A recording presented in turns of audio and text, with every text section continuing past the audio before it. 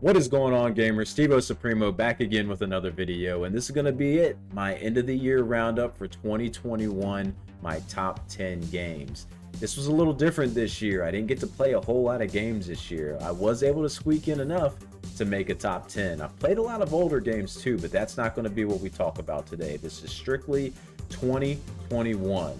So with that being said, the beard is slightly combed, the hoodie is on. Let's get into the top 10. And starting off at number 10, we have Mario Party Superstars. You know, Mario Party was never a game I played a lot back in the day, mainly because I had no one at home to really play with. My sisters weren't into video games or nothing like that, it was just me. But now that I have kids of my own, the Mario Party games have become really fun for all of us to get together and play. And since I have 3 kids, we have a packed house with playing with 4 players, and it's a blast. And I like how you have the handicap system to where even my youngest child, who isn't the best at the game, we can handicap her some stars to make her feel like she's still in the game. And the great thing with this Mario Party game, the boards were very diverse and they're kind of remakes from all the older games and like a greatest hits collection of all the best mini games. It was great that you could go online and play it as well. I've yet to do so, my kids have, but it's just fun enough playing the game with my kids at the house. So at number 10, Mario Party Superstars. Alright, and working our way to number 9 on the list, Axiom Verge 2 by Thomas Happ. You know, I love the first game. The combat in it felt so great and fluid for a Metroidvania style game. The story was awesome, the abilities were awesome you could get in it. The follow-up sequel just didn't quite live up to the expectations for me. It kind of turned more into a melee focused game. Now there is a couple of moves you can unlock to where you do have some ranged combat, but it's more like an up close and personal game, which kind of changed it up a little, the formula from the original. It's still a solid game. I really enjoyed it. The story was awesome, and some of the abilities you get in it are really unique. It's tough to talk about the story without doing any spoilers or anything, but it's one that's, I mean, it's trippy, kind of like the first one, and it's a journey you want to see the conclusion to. So can't recommend it enough as far as a great Metroidvania game. Just didn't quite live up to the expectations, like I said, that I came in from playing the first. The first was so great. The music and everything still great in this, and the combat did feel nice and fluid. So if you're into these style of games, check out the sequel to Axiom Verge 2.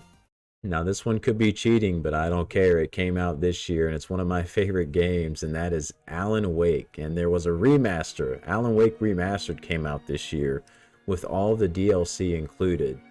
Now you would think this would rank a little bit higher, but since I did play it before, I've decided to put it as number 8 just because it's still an amazing game, an amazing story. The visuals, I mean, you can tell they were updated from what they were. But nothing overboard. It's not going to be the best looking PS5 game you have in your library. But the story still holds up. I still love it. I didn't get to play through all the DLC during the first time of playing it, so getting to play through all the DLC made it that much better. And with the surprise announcement from the Game Awards of Alan Wake 2, a game I've been wanting for years, it's just, I'm over the moon right now. But if you have not played the original Alan Wake, it is a great game, kind of survival action game where light is your power of trying to take down your enemies and foes. Ammo, depending on the difficulty you play on, can be limited and make it a little bit difficult. So it's a fun game. I can't recommend it enough. That's why it's at number 8 on my list. All right, and coming in at number 7, a game that I got to finish right at the last minute, right before the end of the year, Bowser's Fury. I kept wanting to say furry all the time just because everyone's in the cat suit and stuff in this game, but man, what a great game. A callback to the great 3D platforming from back in Super Mario 64 and in Mario Odyssey. It just carried over to here. Really short, but there is post-game content after you finish getting the original amount of shines you need to beat it. There is more you can keep trying to find if you want to get all 100 shines, so I had a blast playing through it. I didn't get all the shines yet. I'm in the 60s, around the 60 mark, but I'm putting it on this list at number 7 just because it felt so good. It feels so good playing a 3D Mario game. Like Mario Odyssey had some of the best controls out of any Mario game, and they carry over to this one. The only gripe I kind of had with this game was the camera. Sometimes the camera angle just was not good, and in the Bowser battles you do, I felt like I had hardly no control of the camera, so that can be a little awkward. But when you're out here in the open world like we are right now playing, it's just, it feels so smooth and incredible. Having all these suits and powers at your disposal is just incredible. So these little mini boss fights weren't all that tough or hard. It was more the exploration and just trying to find the shines that really highlight the game, and showing how just these open world Mario games are the way to go. Like, I cannot wait to see what they even come up with next for the next mainline Mario game, because the bar, it's just been set so high now. So Bowser's Fury, easy number 7. All right, and coming in at number 6, a game that really shows off the power that the PS5 can push, Ratchet and Clank: A Rift Apart. This game, I should have known going in I was going to love it. I never played a Ratchet and Clank before in the past, but it's a 3D shooter, adventure game, action game, and it's just incredible. Visually, it's stunning. It's one of the most, it's between this game and Demon Souls, to me, that are the best looking games on the PS5 to showcase how beautiful games can be. But this game does just an excellent job with the colors. There's so much color in this game. It's so vibrant. Like, games are afraid to show color these days, but Ratchet and Clank was not. And the gameplay is just incredible. It's a blast. Constantly moving, constantly shooting at these bad guys. And I love how they had the addition of all these crazy weapons. And not only that, you can actually have a skill tree within the weapon. So you actually have a goal, rather than getting from point A to point B in the game, of leveling up these weapons and skill trees and picking which ones you want to level up. I love that about it. And I also love all the collectibles and stuff you can find in the game as well. I love all the little things. It's like a callback to old school 3D games back in the past that had the collectibles to go and find. So I loved it. It was a treat to play. I actually really love, to kind of get on a controversial note here, the introduction of Rift into the game. You know, a lot of games these days are trying to make strong female leads for the game, and they kind of come off kind of cringy, at least for me. But this game did it perfectly. Rift is awesome. I love playing every part of her levels. She didn't feel forced at all. She feels like she fits right in here with the universe, and I can't wait to play with Rift in the future, even if it's a standalone game, because she was awesome. So Ratchet and Clank: A Rift Apart, easy number 6. All right, next up on the list is a game that might come to a surprise to a lot of people, and that is the Hunter Call of the Wild. Now, this game did not release this year, but it did have 2 new map expansions come out this year, which feel like new games all in themselves. They were Rancho del Arroyo and Mississippi Acres, and this is Mississippi Acres you're seeing here now. And basically how Hunter Call of the Wild works, it's a hunting simulation game. I used to hunt a lot back in my teens and when I was younger, but it's something I just don't do anymore. Don't have the time to do it. I'm not against anyone who wants to hunt or anything. Sometimes I find it difficult to want to pull the trigger on a creature in real life these days anyways, so it's just something I kind of grew out of. But again, no offense to anyone who does, but I still love doing it in a hunting game. It is a blast, especially this simulation, because it's an RPG. You level up your character, you get skill points, and it's all based on taking down the animals in the game. Each map has a great variety of animals on it, such as the Mississippi Acres here, which takes place in Mississippi. You have alligator, fox, you have turkey, you have mule deer. I think there's white-tailed deer on this as well. There's raccoons, there's quail or pheasant like on the map. There's just a variety of game to hunt and take down. There's my trusty dog with me, helping me track some. But the object of the game is basically to find the feed zones and the resting zones, and come upon a creature just like this, or they walk upon you and you track them and try to take them down. And it's basically trying to it's a score-based game, because there's different levels of creatures in the game. As you see, there's a bronze level, there's a silver level, and there is a gold level, topped off by a diamond level creature being the hardest and rarest and toughest to find in the game. and trying to get one is an incredibly rewarding experience. Not every hunt happens like this, where a small deer like this walks up on you.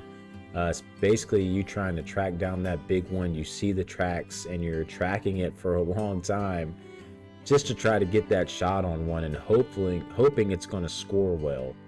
See, that's a level 2 minor whitetail, which would not be a diamond deer. I think they have to be level 4 for whitetail. So, but it's an awesome game. The leveling up experience, the skill points you can get, it's just incredible. It's hooked, and I love a game with a good grind in it.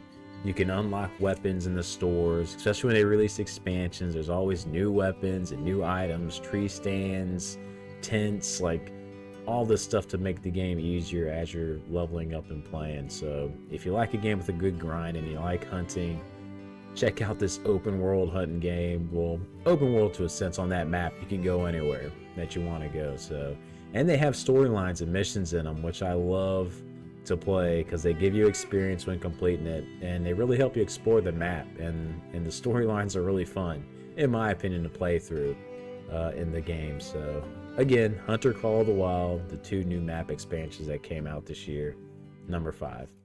And here it is, guys. You kind of saw the highlight in my intro, but it's not number 1, it's number 4, and that is Halo Infinite. Man, I love the Halo franchise. It's one that's near and dear to my heart because when it came to the Xbox PS2 kind of war, I had worked my butt off to get a PS2 with a summer job, and I eventually traded that all in to get a Xbox and Halo 2 when it came out, and just fell in love with it. The multiplayer, it was just addicting. I would stay up until the wee hours of the morning, till about 2 or 3 a.m. playing online multiplayer in Halo 2. But the campaign was something I always loved playing through as well. And the changes that Halo Infinite made with this open world concept, it just was incredible. And I think they did a great job of trying to nail that open world concept by having your main story quest missions scattered throughout that you take on one by one. But along that route, you had all these other little side activities you could do on your map. It could be taking down a high threat enemy, where after defeating them, you actually unlock their weapon they were using to use for yourself later on in the game if you so choose. You take over their bases to convert them to your own. You go after UNSC soldiers who could be trapped somewhere. There's a lot of collectibles to go about and try to go get as well, the hidden skulls.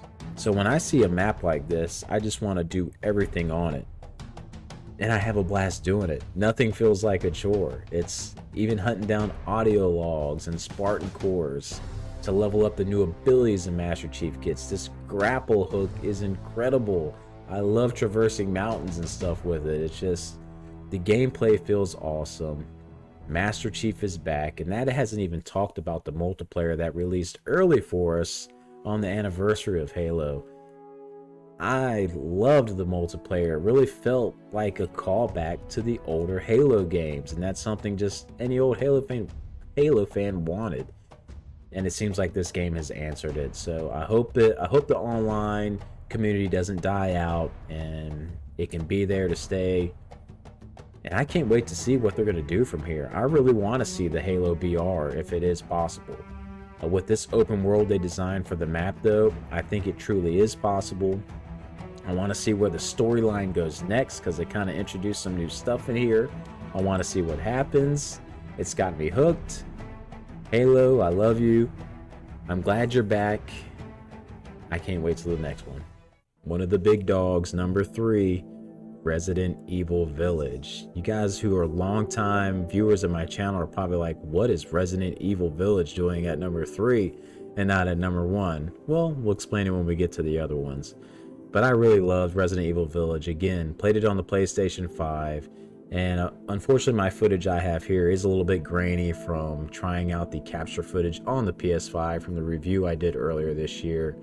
But it's all I got to work with, and I wanted to show off. But visually, this game, like other PS5 games, stunning, gorgeous to look at. Not near Ratchet and Clank or Demon Souls levels, but just right underneath it. But man, it just felt like a callback to more Resident Evil of the older days. I mean, I know 7 did a great job of that too, and 8 just continued with it. I prefer this over 7. I just like the environment and the setting and the atmosphere here more than 7. The enemies, the Lycans, werewolves we're fighting, and of course everyone knows Lady D, how awesome she was as a character. But there are other awesome characters in this game too. Some of the other enemies you're fighting. Storyline had me hooked. I wanted to see it through to the end, and the ending was a surprise to me, and I had a blast with it. I had so much fun with it. Immediately after finishing the initial playthrough, I immediately went back and played it again on a harder difficulty. I wanted to unlock and level up the infinite ammo for my weapons and go through all of that. It just had me hooked, and playing through it a second time, I had even more fun than the first time. It's fun running through with a Magnum, just unloading on all these guys who were taking and sucking up all your bullets from the first playthrough. So I loved it. I had a blast with it. I'm sure I'll go back and play it again. It's great when a game answers the call, and that's what Resident Evil 8 did for me. It answered the call. All right, and coming in at number 2, and I won't try to talk too long because the trailer isn't that long for this game, but Monster Hunter Rise took over my life on the Switch for a long time. Monster Hunter World really is the game that introduced me to Monster Hunter. I tried to play Monster Hunter 3 back on the Wii U. Me and my old pal Dustin Christ tried to play it, and I don't think either of us could get into it. The first enemy was just kicking our butts, and we couldn't get through it. Maybe we were doing something wrong. But Monster Hunter World really changed that for me with the open world concept, and that carried over to Monster Hunter Rise, even with the new additions of having a mount to actually ride on and everything too, and just the way you traverse the world now. It was incredible. I love a good grind in a game, like I have said, even with the Hunter Call of the Wild. That's what this is about. You're hunting monsters, except with a sword or any type of weapon at your disposal, only to level up your armor and gear from the monsters you hunt, to only go and hunt stronger monsters so you can make stronger gear from that. I was hooked from the moment I got it. I am a Monster Hunter fan for life now, as long as they can continue with this open concept and not sectioning off everything. I cannot wait for the expansion. I loved Monster Hunter Rise. And here it is, number 1. No surprise, it's Metroid Dread. You know, it was actually closer than you guys think. I really loved Monster Hunter Rise and put a ton of hours into it.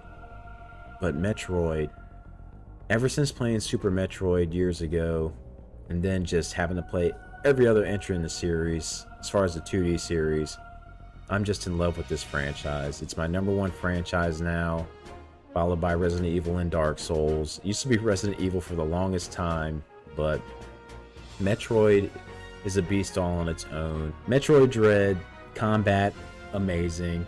Story was awesome. The exploration and the kind of new abilities you can get in the game, like the phase shift move and everything. I mean, speedrunners, this is a speedrunner's dream, this game, with all the movesets you can unlock for it. But it's all about the exploration in Metroid. Visually, the game looked great for me. Mercury Steam did a great job. I know people were worried when they did the Samus Returns remake on 3DS, but they really answered the call here with Metroid Dread while we're waiting for Prime 4. And it did not disappoint in the slightest. I loved every moment with it. I had to 100% it, obviously. The ending, the one little gripe I wish the game had was just more stuff for replayability at the end. The way it ends, something happens at the end with the final fight. I wish there was a way to kind of unlock using that for the rest of the game in another playthrough, some more unlockables, but we just didn't get anything like that. Maybe in some DLC later on, but I love the enemies in the game, how they cause a sense of dread, like trying to run and get away from it. I actually got really good at the timing for blocking the dreads or the enemies' moves if you got caught. But I know a lot of people had gripes about that, but I thought it added another element to the game just to keep you on your toes. So without making this too long or too drawn out, Metroid Dread is my game of the year. Loved it. So there you go. There we have it. That is my top 10 games of the year. I hope you guys liked it. It was a great year for gaming. I enjoyed everything that I played. I hope you guys enjoyed everything you played. Let me know in the comments below what your favorite game was that you played this year, your top 5, your top 10, because not everyone plays the same games or has the same taste in games. That's what makes gaming wonderful, is we all have our taste and variety we like to play. So just let me know in the comments below, and I'll catch you guys in the next one.